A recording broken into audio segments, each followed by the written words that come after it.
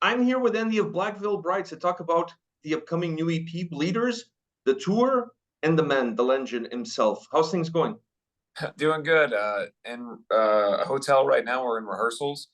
About to head out on the Bleeders US tour. So looking forward to it. I got my little Bleeders pin there. It's the first piece of swag from this era, so I'm very excited about it.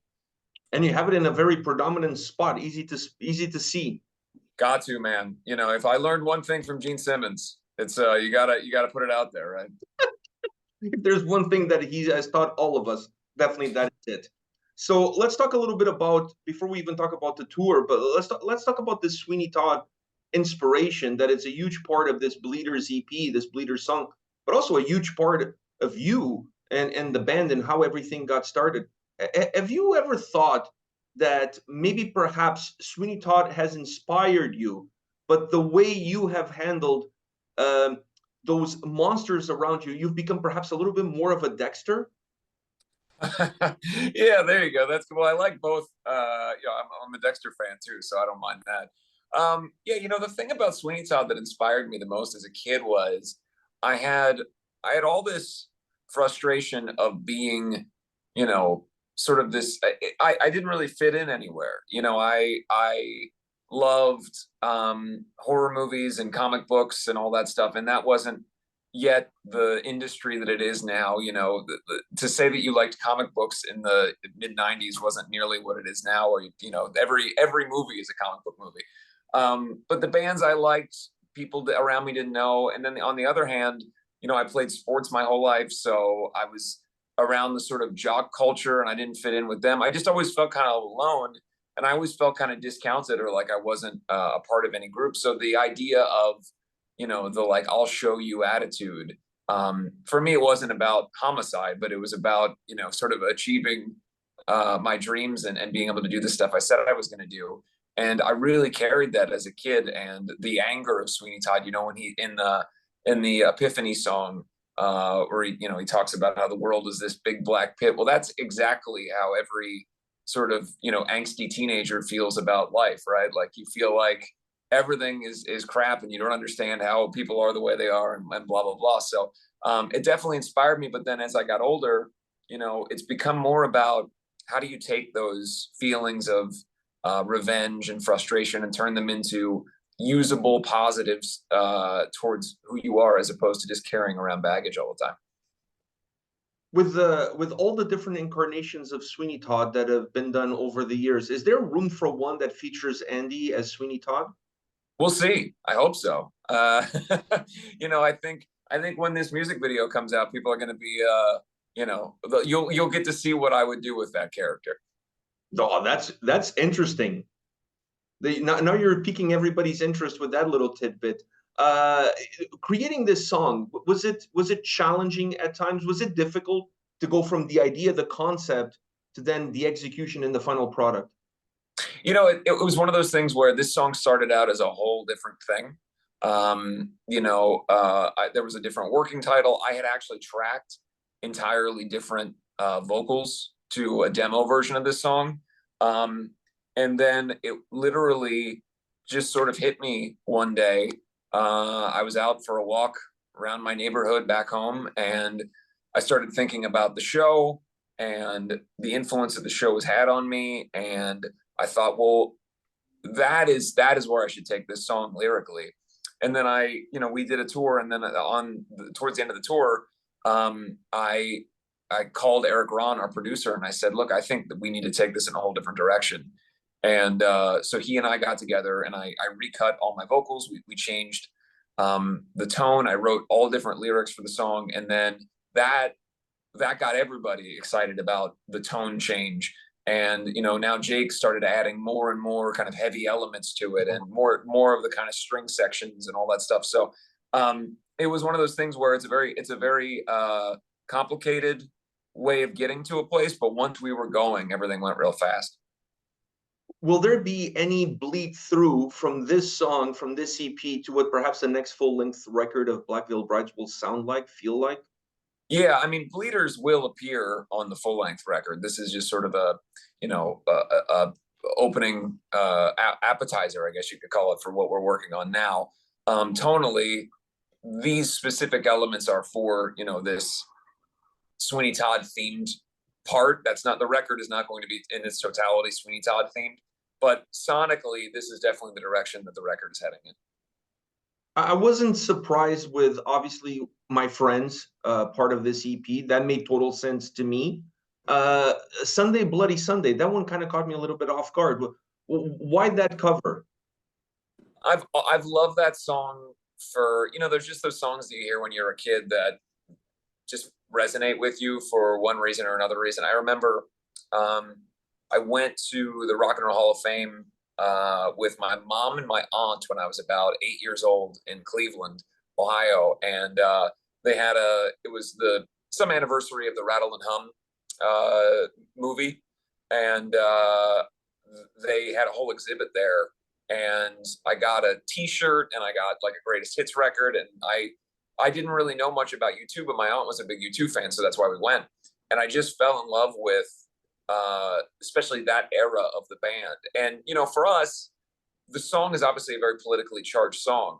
Our variation of the song, you know, we're not dealing in Irish politics of the day, you know, so obviously there's a different meaning for us. And I think sometimes it's okay to take a song that has a very specific meaning, and as long as you're honoring it to the truth of the song, it doesn't have to have in its totality the same lyrical place it came from. Does that make sense? You know what I mean? Like, it's not to say that I'm trying to take away from the meaning of the song, but to me, it's more about being 8 years old, hearing that song and thinking this is an extremely cool song, that drum pattern that everybody knows, the big chorus, like it just felt like it could be something we could do one day. And so we had a day with Eric Ron when we started working on all these, where we just ran through 20 different song options that we had of what we could cover. And, you know, because we had done the Temple of Love cover with him, and we really enjoyed that. So we're like, let's try some others. And that was the one that just stuck out as, you know, not only does it work from the level of what we are trying to accomplish sonically, but it doesn't hurt that the song is called Bloody when you're putting together a Sweeney Todd EP. I thought honestly that's where you guys were coming from, that angle, because I honestly feel that when you create music, when you're in the creating process, the music belongs to you. But once you put it out there, it belongs to the listener. And then it's Absolutely. Really up to the listener to take it in any direction that we want to take it, even if the direction is completely different from what you had in mind when you're creating it. So I also thought it was a challenge because the original song is like 6 minutes long. So trying to figure out a way to make that a 3.5, 4 minute, you know, hard rock song. It was an enjoyable challenge for us to figure out, how do you put a Black Veil Bride's guitar solo in this, or you know, make it sound like our band. And I think for a lot of fans that probably don't know the original, they'll feel like it's just another one of your tracks. You guys did a wonderful job making it close enough to the original, but still fresh enough that it feels like a brand new song. Thank you. I appreciate that. Now, this virtual blood drive, I must say, I was super curious when I saw the press release, because I don't think any other band has ever done anything like that. Partnering up with the American Red Cross, doing this blood drive. Can you elaborate a little bit more on the details? I know fans that are donating blood can come to the show and bring some proof of it to pick up a specific merch package, but could you elaborate exactly on the thought process and how is it all going to work out? Well, first of all, one of the things that they'll get in the merch packages is this little pin here. So that very prescient that I brought it at the beginning. So I wanna say that it is definitely something that's unique, but I gotta give credit.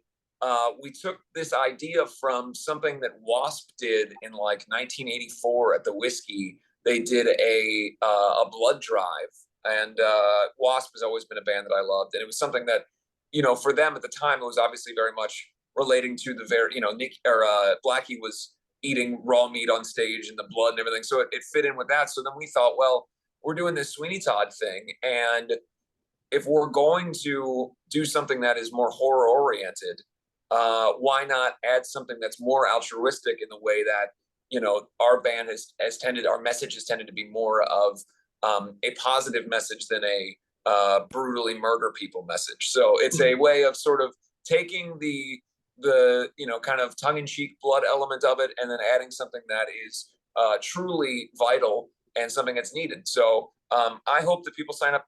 Admittedly, I have never given blood before. I'm going to be doing it on this tour, so I will be joining the ranks, and I hope everybody else does as well. Are you going to pick up your own merch package? I get a discount on that stuff, so I love the fact that you're committing it to the cause. You're not just asking fans, but you're doing it yourself. Are you going to document it? Because I think it would be really cool to get the message of donating blood out there on a more personal level. that's the plan. That's the plan. Once we're on the road here, we're gonna get it going, and I definitely will document my journey to give blood. Now, the good thing is, I don't have like a fear of needles. I also want to say, I see a lot of people saying that for one medical reason or another, or simply because they have a fear of needles, they're unable to join. And I want everybody to know that's totally okay. There are other ways to support the American Red Cross in what we're doing. And if you can't join this, I'm sure there's a million ways that you can be helpful in a way that's more appropriate for you. So I definitely want to make sure anybody doesn't feel left out of this. Take your aunt, take your uncle, your mom, your dad, get them to donate some blood. Yep. Any little bit helps. The tour starts April 25th in San Francisco. It ends May 25th in LA. Is there, and I don't want necessarily put you on the spot, but is there a city out there, a state out there that is Black Veil Bride's city, Black Veil Bride's state in your mind when you perform? There's many. Obviously, I would say that Los Angeles will always be special because that's sort of my adopted home. I moved out here when I was a teenager, and I grew up here essentially. I became an adult here. All of my early life experiences were here. I was not born here. I'm not a native Angelino, and I no longer live here. But we will always have an element of a connection with this city. And similarly, Cincinnati and Columbus and the areas around Southern Ohio and Central Ohio, Cleveland, those are all places that are close to where I'm from. But the longer you're around and the more fortunate you get to be able to do this, you find that there are pockets all over the world of places that just really love and accept your band. So I don't know why, let's say Denver or these other places, you're going to have a great show, but for some reason, there's certain places that really take to what you do. And one of the biggest places in the world for us is Mexico City. And that's something that I would have never known getting into this. Hey, you're going to be going to Mexico City 3-4 times a year. And I absolutely love it and adore it. And so, I always like to say the longer you do this, the more you're looking for the new places that, you maybe haven't played a lot, or you haven't played enough shows there to have a history with the audience, to come back through and see how those markets have grown and break new ground. And speaking of that, is it becoming more and more difficult to put a set list together that makes everybody happy? You guys obviously performing, but the fan base as well. Well, we got in kind of a rut with the set list, admittedly, for the last year because we were touring so much, tour to tour to tour to tour. And a lot of times it would be festival runs. We did a support run with Hailstorm. So you're paring down your set list to essentially just like the greatest hits, quote unquote. And there isn't much room for when you do a longer scale tour to put in anything other than the stuff that you kind of had already been rehearsing. So we did the Trinity of Terror tour, which is 3 bands playing an hour headline, set. And that really pared down the number of songs that we had been rehearsing regularly. So I think, we've been very lucky that fans aren't necessarily complaining about the set list, but I'm the first to say that for the last year, especially, the set list has gotten to a place where I think we could be a little bit more open to new songs. And so this tour, I'm destroying my voice learning songs that we haven't played in 12 years. And, yesterday in rehearsal, there were 3 separate songs that we rehearsed that we realized it was the first time that we were playing that song in like 12, 13 years. So we definitely want to bring out a more varied set list for this time around, and we hope the fans like that. I know you're well aware that your music has helped a lot of people during difficult times, all sorts of different difficult times. When you learn about those experiences directly from fans, does that give you the fuel that you need to deal with your own difficult times? Yeah, I think it's like anything, right? I'm talking to you. You and I have a back and forth based upon the subject that we're talking about. And I think similarly, when you create art, the conversation begins and ends with the people who are taking it in, right? And so I can make something, but if there isn't a dialogue with the audience, even if it's not a spoken dialogue, the dialogue of coming to the shows, listening to streaming the records, watching the videos, all that, to show some level of, oh, this is something that inspires me or that I enjoy, that's the thing that spurs all of us on. So I would say, and especially because, you know, I'm 33 now. When we started the band, I was 16 when the band started, and we really started heavily touring around the time I was 18. So I was ostensibly the same age as a lot of our audience when we first started. And so I've sort of grown up with a lot of our audience. And, you know, it's interesting to be in the position where people are coming to our shows now who are in their early 30s and late 20s, who grew up with me and the band. And, you know, I think that's a big part of who I am. By the way, I loved your performance in American Satan. I thought that movie was outstanding. I watched it because you were in it, and I thought it was going to be one of those things. He's in it; it's going to be okay. But no, you like, wow, like that was really good. Do you feel motivated to do another full length movie like that?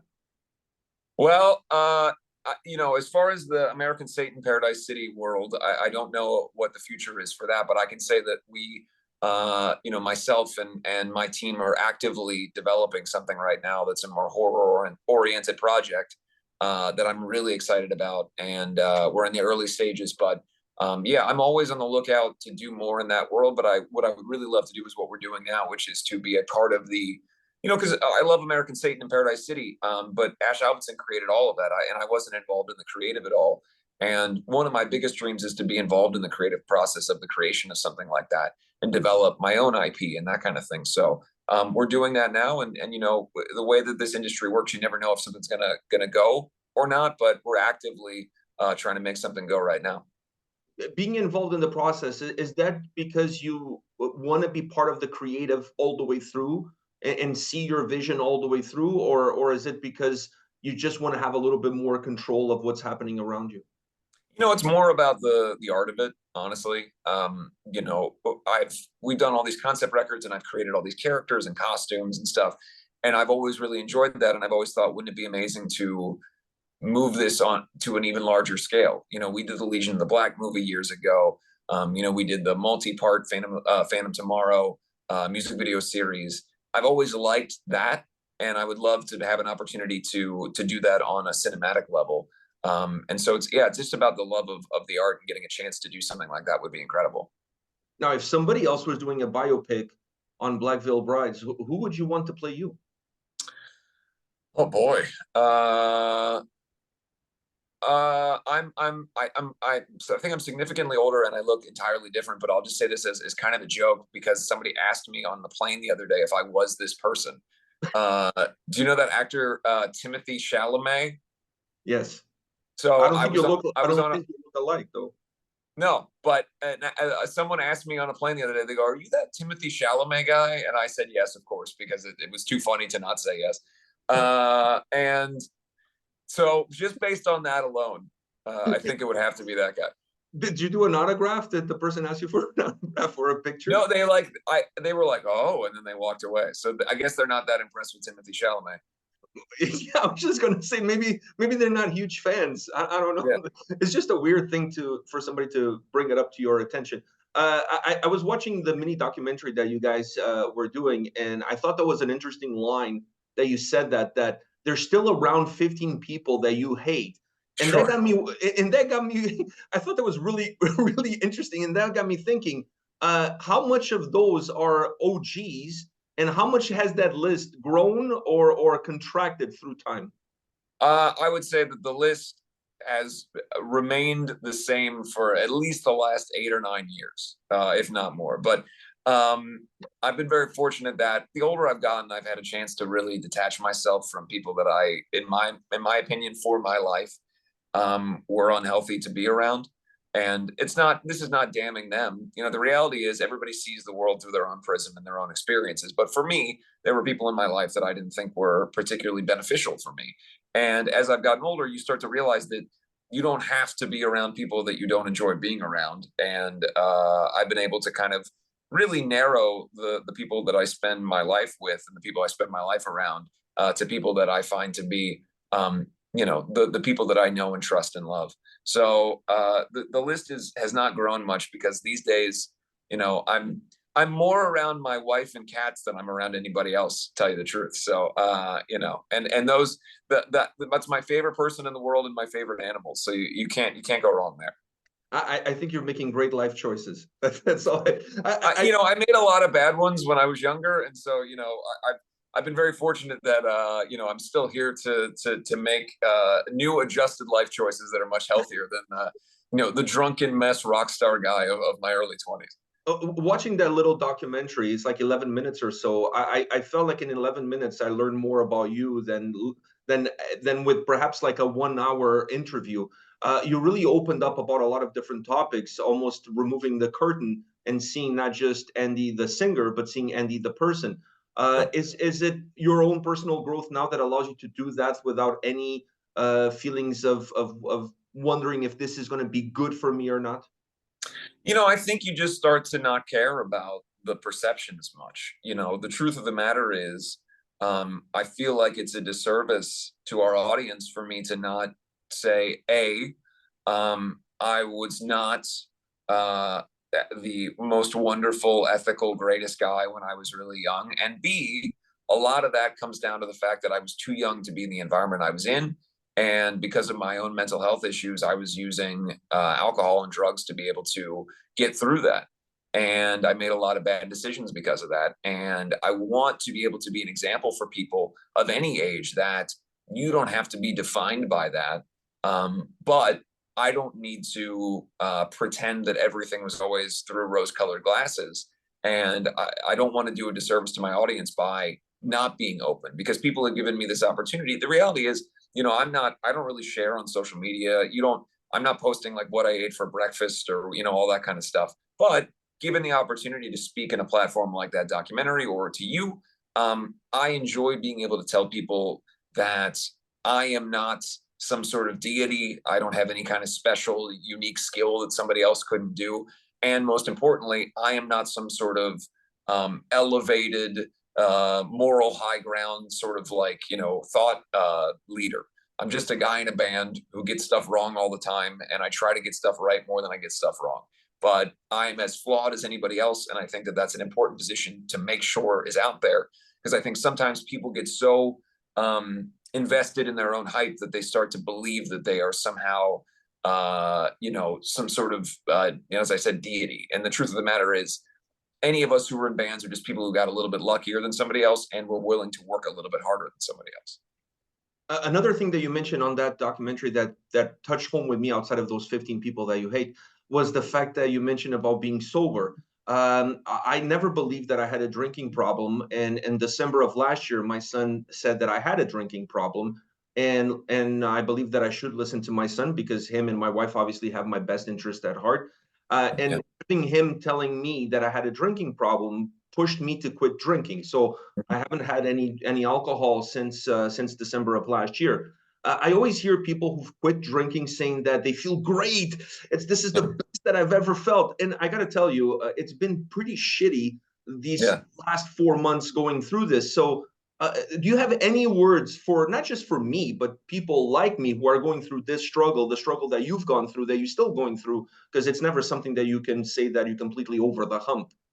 Yeah, I mean, I think it's different for everybody. I think that what I experienced was the first time I was like, oh, I'm going to not drink. I had never, there was a time where from like the end of 2009, early 2010 through the summer of 2015, I had never played a show not totally drunk. I'd never stepped on stage not totally drunk. And so the first time I did a tour not drinking was this sort of incredible experience of these endorphins and everything else. But the trouble was, by the fall of that year, and the subsequent year, the reality of all of the terrible decisions I had made and things that were against my moral compass, or ways in which I treated people, or mistakes that I made, or all these other things, or just the shame of being someone who wasn't representative of who I want to be, and all those times that I blacked out, that all hit me. And then it was abject misery. And without the alcohol to numb it. I just had to live through it. And some people do better than others, but I can tell you that I did not do great. By the fall of like 2016, I was having a rough time. And, you know, ultimately, myself and my partner, we both decided that we were going to not only, you know, stay sober, but work on it together. And I attribute my success with it to her and vice versa. You know, we had each other's backs in that. But for me, everyone's reason for drinking is different. And I think if you can pinpoint the reason that you drink to excess or whatever else, it's easier when you're dealing with the sobriety side to be able to say, I know that I don't want to go down that road because this is all it's doing for me. But I do think that there is a slight misconception about, oh, it's entirely so joyful after this, because the reality is for a lot of us, at least for me, I was drinking to deal with my mental health issues and silence the quote unquote voices in my head. And when the alcohol was gone and the initial endorphins of isn't it wonderful to be sober were gone, it was nothing but those voices coming down all the time. So, you know, as far as advice, it's hard to give advice because I don't know everyone's situation, but I can say that it is of intrinsic value to live a life where you are in control of yourself and your decisions and your choices, because then you can do the things that you know to be moral, ethical, and kind, as opposed to doing things that are outside the realm of what you would want to do with your life because you are not yourself, because you're blacked out drunk and trying to be somebody else. I think that's a great advice.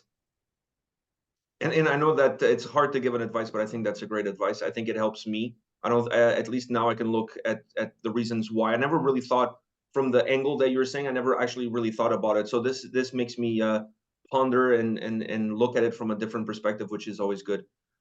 Andy, I want to thank you for your time today. I know you guys are not playing in Toronto during this tour run. I know you guys played in Toronto last year in September on that Ville Valo tour, but don't forget us the next time around when there's a full-length record. Absolutely Toronto, not. Love Toronto. Love Toronto. Toronto's close enough to Cleveland, so come on, it's like you're at home. I know. You know, the only issue is we've had this such bad luck with Toronto weather. The Trinity of Terror, we couldn't come to Toronto because the entire way in was snowed out. So the reason we haven't played there more often is just poor luck. So hopefully our luck has turned because we were able to get there a couple months ago, and we'll come back soon. Yeah, you also came in early September. That makes a difference. Like if you try to book something in December, January, the weather is tricky, as you know, up in this part of the world. So much love to you and the guys. Thank you very much for taking the time today. I honestly wish you nothing but the best, not only with the tour, but with everything that you guys are doing, this EP, the blood drive. I think you guys are really touching people in a different way. And I love what you're doing. So best of luck for you guys. Thank you very much. That's tremendously kind. I appreciate you. Thank you for today. No problem. Take care, man. All the best. You too. Bye. Bye.